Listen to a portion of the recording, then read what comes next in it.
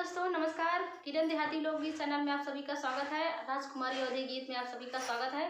तो दोस्तों, आज मैं आप लोगों के सामने एक नाच गीत लेकर आई हूँ। पसंद आए तो लाइक शेयर सब्सक्राइब जरूर करना और कमेंट बॉक्स में बताना हमारा गाना कैसा लगा। वीडियो को फुल वॉच करें और चैनल पर नए तो सब्सक्राइब जरूर करना, ताकि हमारा हर एक वीडियो आप तक पहुँच सके और वीडियो का आनंद ले सके। धन्यवाद दोस्तों। जब लिया गरदा